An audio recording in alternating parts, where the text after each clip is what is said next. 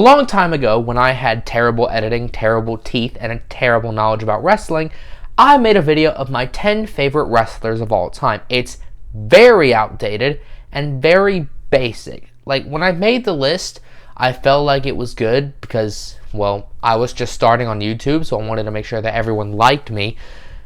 But now that I've been doing this long enough, I mean, this is going to be the 3rd anniversary of our channel in about a month. So, yeah, I just wanted to make sure people liked me, and I didn't really stay true to myself. And now that I've watched a lot more wrestling in the years since that video was uploaded in 2020, I have grown, I've matured, I know more about wrestling than I ever have, and I have changed my opinions so many times, and that list is incredibly different. And while I will make an updated version of that list, yes, a video is coming, just be patient, I always told myself, from the moment I made that video, I knew for a fact that I wanted to make a video of my 10 favorite matches as well. Thing about that is, there's so much good wrestling on that it really was hard to keep a list. It took me a solid 2 years to actually come up with a list, and then Gunther got called up and other things, and things just changed. But yeah, it was hard. Like, I had Gunther on here a lot, but I just didn't feel like keeping him on, and then I unwillingly scrapped him from the list entirely.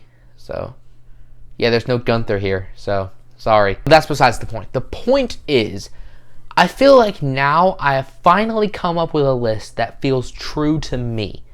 So I'm going to do my best to keep this as concise as possible for as long as possible, unless something drastic happens. Unless Cody Rhodes and Gunther have a rematch of their great final 2 at the Royal Rumble earlier this year and have a 7-star match, and it's the best match in the history of professional wrestling, my list will change.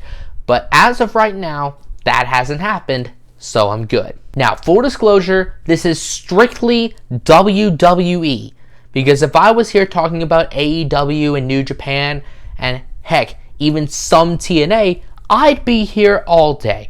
So I'm going to limit this strictly to WWE and NXT.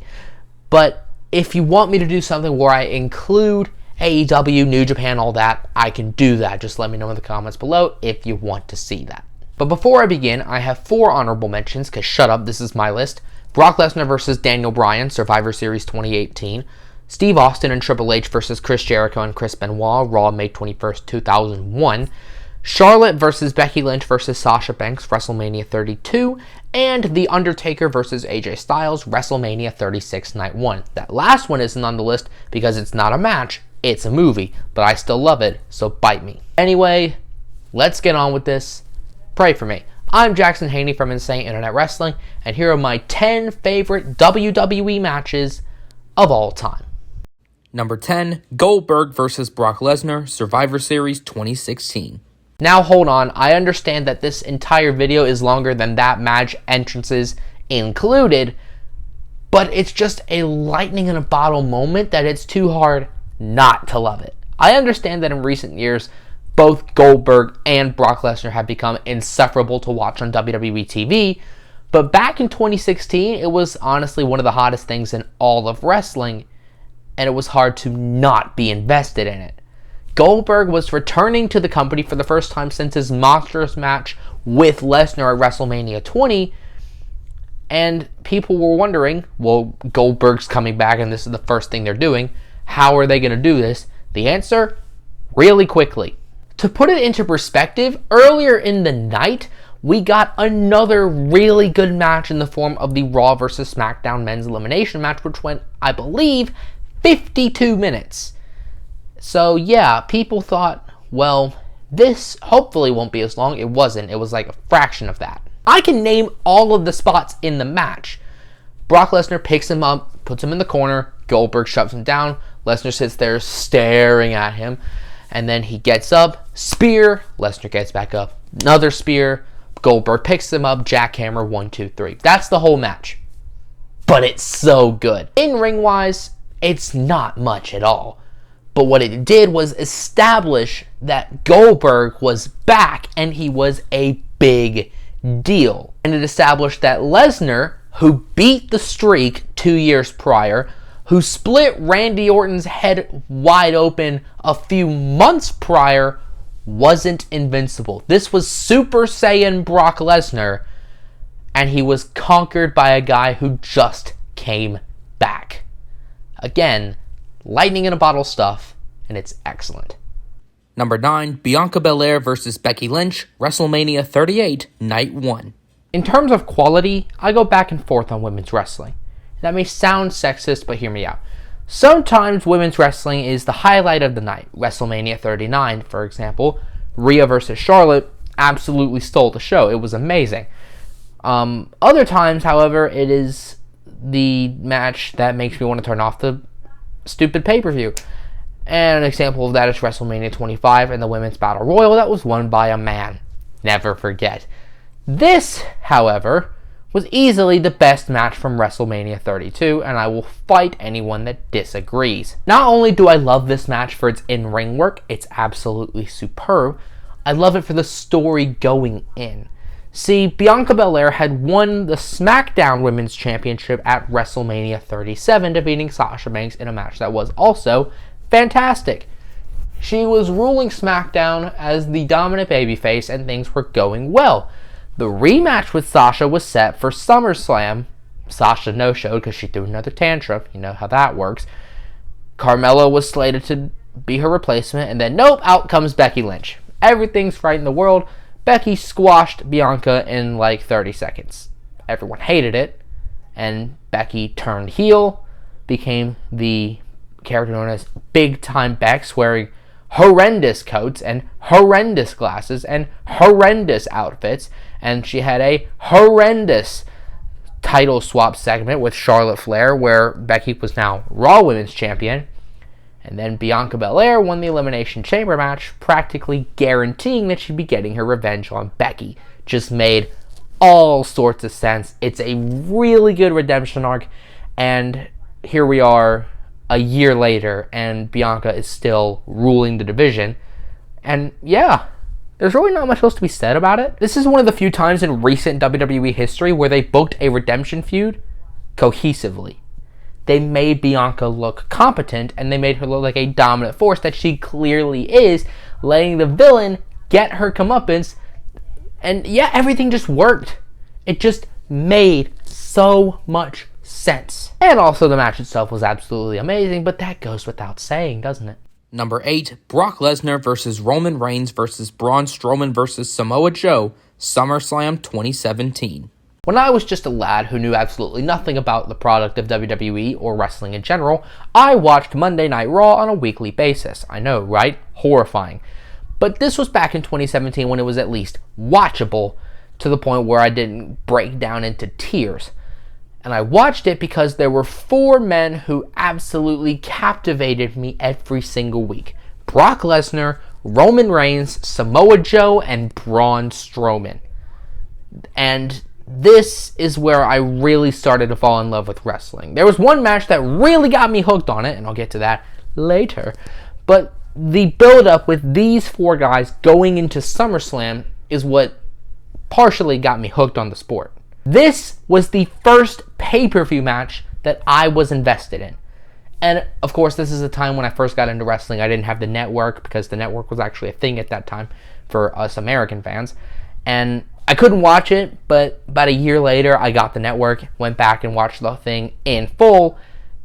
And yeah, I was right to be hyped, because it was absolutely insane. And also, it's one of the most underrated swerves in recent wrestling, because they got Brock out of the arena on a stretcher. Strowman slammed him through 2 announce tables, dumped the 3rd one on top of him, and they stretchered Brock out of the arena, effectively turning into a triple threat, practically guaranteeing that we would see a new champion, when all of a sudden Brock came out and beat up everybody and retained. And to be fair, they just did that with Roman Reigns and Cody Rhodes, but I feel like this did it better. So much better. Because to my mind, at that time, Brock was the perfect world champion. He was this mythical beast, pun obviously intended, who every young up-and-coming WWE main guy was working to dethrone. They were looking to take the prize from this monster, and everybody stepped up and everybody failed. And he would only show up when the time was right, and it was this prize that he kept hidden away with him, so it forced number one contenders matches to take center stage. It forced the lesser titles like the IC title and the Raw Tag titles to take center stage. And when Brock was there, it was a highlight. It's just perfect wrestling to me. And I saw highlights of the match after it aired, and I didn't watch the whole thing until a year later, like I said. Well, I saw highlights, I saw the finish, and I thought, yeah, I'm going to be invested in this for a while. Here we are, 6 years later, and I'm talking about it. God, life's weird. Number 7, Aleister Black versus Johnny Gargano, NXT TakeOver War Games 2018. My precious. Black and Gold era NXT is something that I love with all my heart. To be fair, I only liked it for about 2 years before it all went to nothing around 2020-ish. Mid-2020 is when it started to go down the drain. But when it was at its peak, it was unrivaled. And this is peak Black and Gold NXT. The Undisputed Era was running roughshod. Ricochet and Pete Dunne were primary figureheads, and Johnny Gargano, Tommaso Ciampa, and Aleister Black were some of the most talented people on the entire planet. And this match had tons of moves, and that's one of the reasons I love Black and Gold NXT, but it also had a kind of interesting story with it, but it's kind of weird. So Aleister Black was defending the NXT Championship against Tommaso Ciampa, and Gargano attacked Black mid-match and allowed Ciampa to win. Not intentionally, but that's what happened. And there was this angle of who attacked Aleister Black. There was some separate vignette where Aleister Black got attacked. Who attacked Aleister Black? And it was Johnny Gargano. Why? Who knows why? But possibly to get to the point where he could just face Ciampa one-on-one. I think that's what it was, actually. God, it's been so long. Anyway, Black came back. He was ticked. And then he wanted his revenge against Gargano. And they had their grudge match at NXT TakeOver War Games in 2018. And oh my God, what an amazing way to close things up. This was one of the first instances of spot fests in my time as a wrestling fan.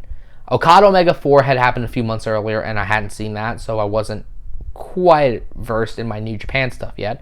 So this was as close as I was gonna get, and I was perfectly happy with that because, oh my God, the moves in this match made me so happy. And it also has one of the best talking heads in the entire history of wrestling.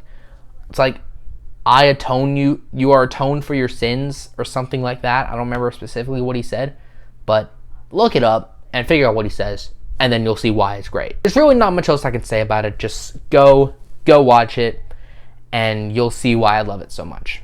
Number 6, DIY versus The Revival, NXT TakeOver Toronto 2016. Speaking of Johnny Wrestling, tag team wrestling is something that really isn't taken seriously by WWE at all. I mean, they just had the Usos break the record for the longest tag title reign in WWE history, which is all well and good, but look at the state of the tag division right now. The current champions are Kevin Owens and Sami Zayn, who, as great as they are, just got together as a team. And before that, the Usos beat RK Bro for the Raw tag titles, a team that had just gotten together. And they beat the weird combo of Rey and Dominic Mysterio for the SmackDown tag titles. And there really aren't that much teams on the roster anyway. So yeah, on the main roster, tag team wrestling's dead, and it has been for some time. But down in, what else? Black and Gold NXT, the tag team division was the pinnacle of tag team wrestling until AEW came along. I said it earlier, and I'll say it again. Not only was the match great, the story going into it was great. And that's what I love about my wrestling, is it has to be a good match, but it also has to be a good story. I'm very particular about that. The story going into this was, honestly, superb. It was the best match in 2016. Fight me.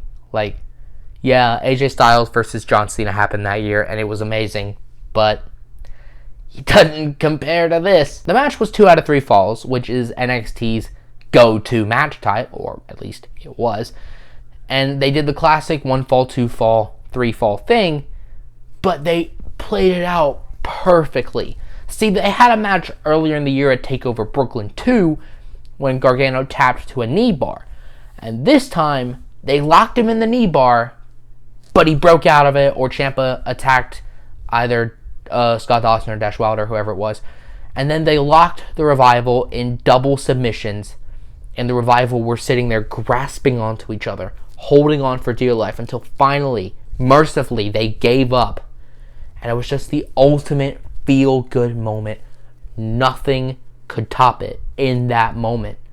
It was just beautiful storytelling, beautiful professional wrestling, and proved why in 2016 and 2017 and 2018 and parts of 2019 and possibly even 2015 too, NXT was king. Number 5, CM Punk versus John Cena, Money in the Bank 2011. Basic option, but it's hard to overlook. It's got the best crowd work in the history of professional wrestling. Yes, you heard me. Here I spoke of Goldberg and Lesnar being lightning in a bottle stuff. That match was lightning in a bottle. This whole story was lightning in a bottle. They had Super Cena, the guy who couldn't be beat, the guy who was WWE champion more often than not, and then they had a guy whose voice started to overflow their system. He got everybody's attention, and he got it at a rapid rate. He made sure that his voice was heard. He made sure that when he dropped a pipe bomb, not only did the fans listen, but WWE listened. He made sure that when he spoke, it mattered. And whenever he spoke during the build-up to Money in the Bank 2011, it mattered. And of course, the cherry on the cake, this was in Chicago, Punk's hometown. So Cena can act as happy-go-lucky as he wanted. He was the heel in this match. And I'm pretty sure he knew that. Like, whether he wanted to admit it or not, he was the heel and he knew it.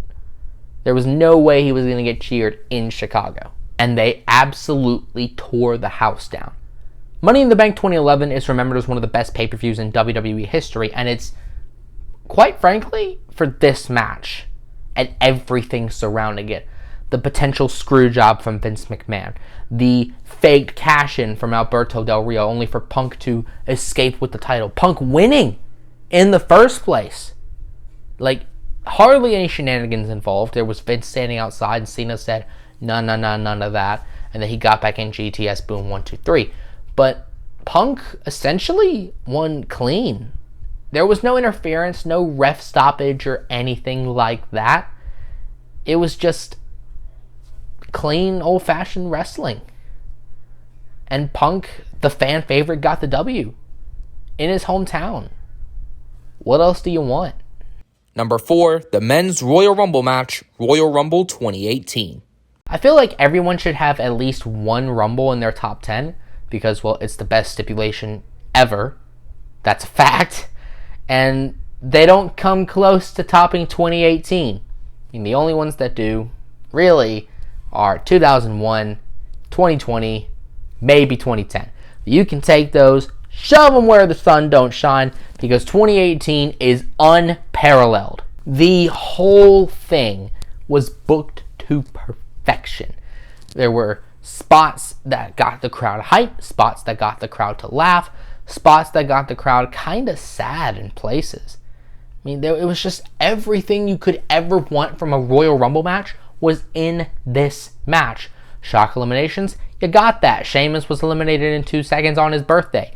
You want comedy spots? You got that. Heath Slater couldn't make it in the ring for like a solid 10 entries, and then he eliminated Sheamus. You want epic moments? You got that. Look at that final 6. The new generation versus the old guard. Reigns, Balor, and Nakamura against Mysterio, Orton, and Cena. You want returns? You got that. Rey Mysterio. I mean, there's just really nothing wrong with this Rumble match. It also had one of the best Final Fours in the history of Rumble matches. Finn Balor, who had been in there since number 2, John Cena, who was a clear favorite to win, Roman Reigns, who's always in the Final Four, and Shinsuke Nakamura. The outlier, but clearly the fan favorite. Balor was gone. Cena was eliminated by Nakamura, as was Reigns. Nakamura winning was one of the best feel-good moments of all time. And I stand by that. This was the moment of WWE giving the fans what they deserved. And that was Shinsuke Nakamura, one of the best wrestlers on the planet, getting his moment. And forget what happened afterwards. Forget about the all that. In that moment, Nakamura was on top of the mountain. Number 3, Shinsuke Nakamura versus John Cena, SmackDown Live, August 1st, 2017. You never forget your first. This one is way out of left field. I understand that. But this is the match that got me to fall in love with professional wrestling. Like before that, I had seen some wrestling matches. I knew who John Cena was. I knew who The Undertaker was. I knew who The Rock was. That's pretty much it. I saw this match on SmackDown and fell in love. I sound like I'm tearing up. I'm not. That was I'm fine. I fell in love because it was like nothing I'd ever seen before. Like, I had been watching the NBA, and yeah, that was awesome. I had watched some NFL games, and oh my god, such athleticism. But wrestling was something different. Like, it was almost like boxing or UFC, but up to 11. More athleticism was involved. More stakes were at play. More story was in the mix.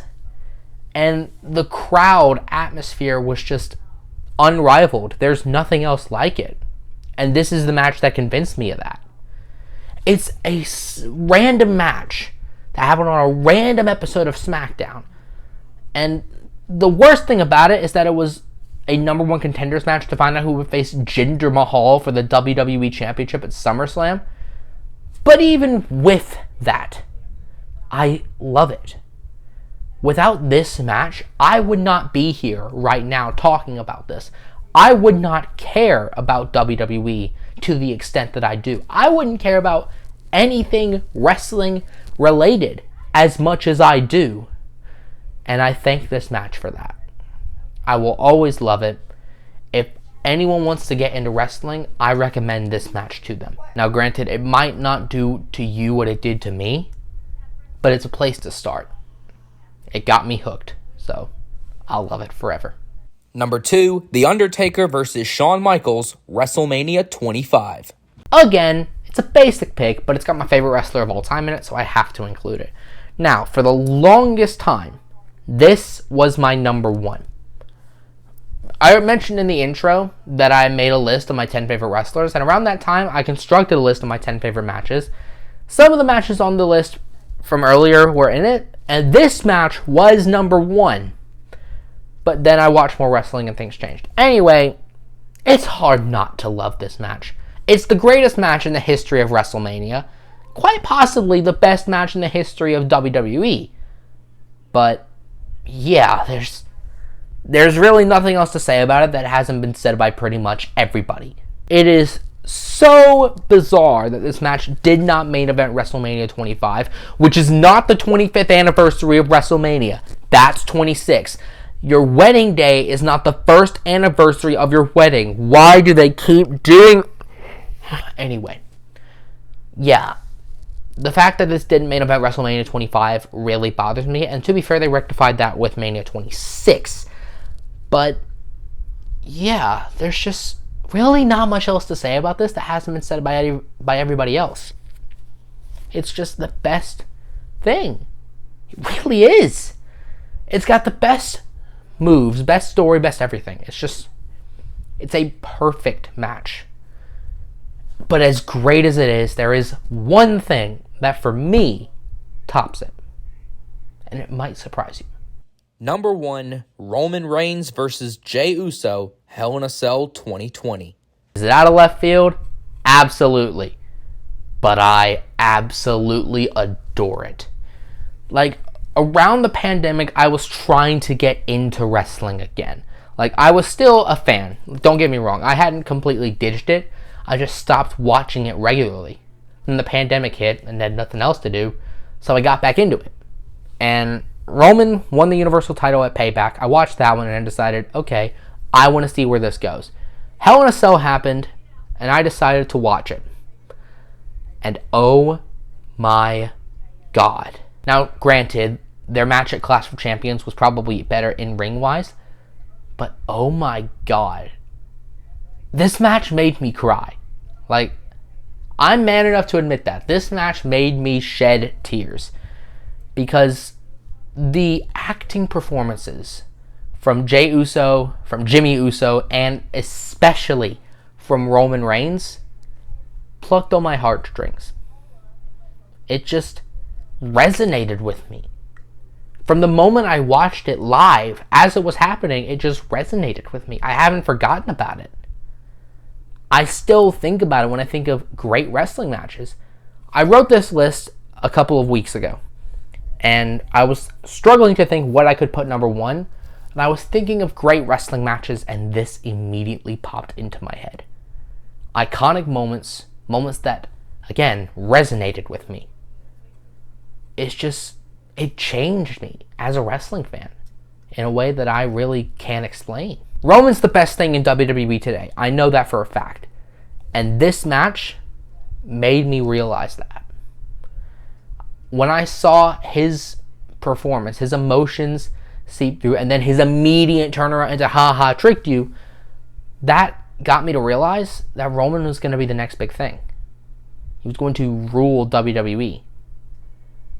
And this just solidified it as my favorite WWE match of all time. And that's my list. Thanks for watching. What are your 10 favorite WWE matches of all time? Let me know in the comment section down below. Don't forget to like this video, share it, and subscribe. And you can follow me on Twitter here. I'm Jackson Haney from Insane Internet Wrestling, and I will see you soon.